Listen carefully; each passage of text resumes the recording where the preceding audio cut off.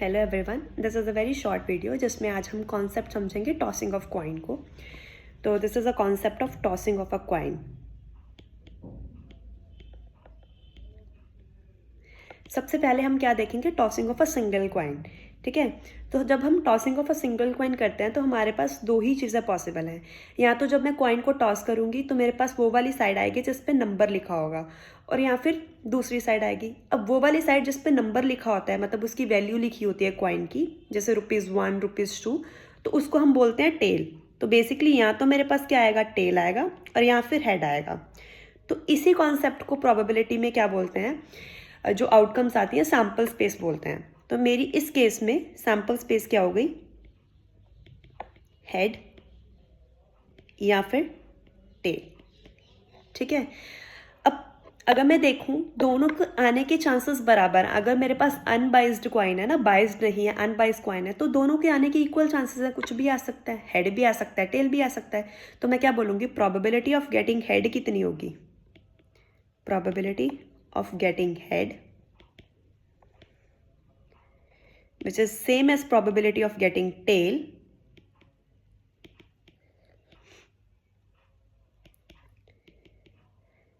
and that will be 1/2। ठीक है, अब नेक्स्ट हम देखते हैं टॉसिंग ऑफ टू कॉइन्स का केस। ठीक है, अगर मैं दो कॉइन्स को साइमल्टेनियसली टॉस कर दूं, टॉसिंग ऑफ टू कॉइन। ठीक है, अब मान लो मैंने पहले वाला कॉइन टॉस किया, तो हो सकता है सबसे पहले मेरे पास टेल आए और फिर मेरे पास अगेन टेल आ जाए। अब हो सकता है पहली बार में टेल आया बट सेकंड वाले कॉइन पे हेड आ जाए। अब हो सकता है पहले वाले कॉइन पे हेड आए और सेकंड वाले कॉइन पे टेल आए। हो सकता है पहले वाले कॉइन पे हेड आए और सेकंड वाले कॉइन पे भी हेड आ जाए। तो क्या इन चारों आउटकम्स के अलावा कोई और आउटकम पॉसिबल है, या आप मेरे को कमेंट करके बताओ। ठीक है, ठीक है, उसके बाद हमने क्या देखा कि नहीं पॉसिबल, यही सिर्फ आउटकम्स हैं जो पॉसिबल हैं हमारे पास। तो बेसिकली हमारे पास क्या क्या आउटकम्स बनी, या तो मेरे पास टेल टेल आ सकता है, या मेरे पास टेल हेड आ सकता है, या हेड टेल आ सकता है, और या फिर हेड हेड आ सकता है। तो इस केस में मेरा सैम्पल स्पेस क्या बना, tail tail, tail head, head tail, head head. ठीक है, तो इसमें भी हर एक आउटकम के होने की प्रोबेबिलिटी इक्वल है।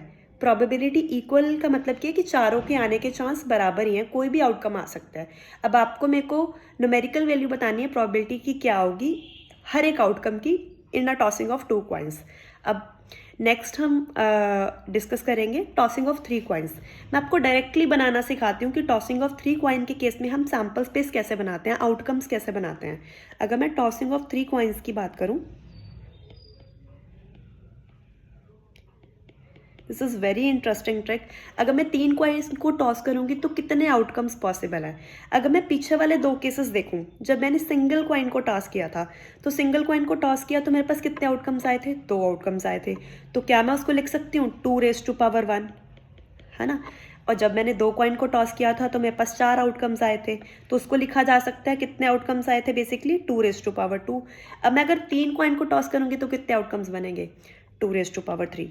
बेसिकली 8 आउटकम्स आएंगे। अब वो 8 आउटकम्स कैसे लिखेंगे, सबसे पहले हमें 8 का हाफ करना है। 8 का हाफ कितना होता है, 4। तो हमें 4 टाइम्स हेड लिखना है एंड 4 टाइम्स ही टेल लिख लेना है।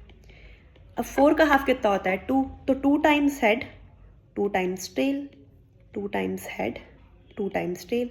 अब 2 का हाफ होता है 1, तो single time head, single tell.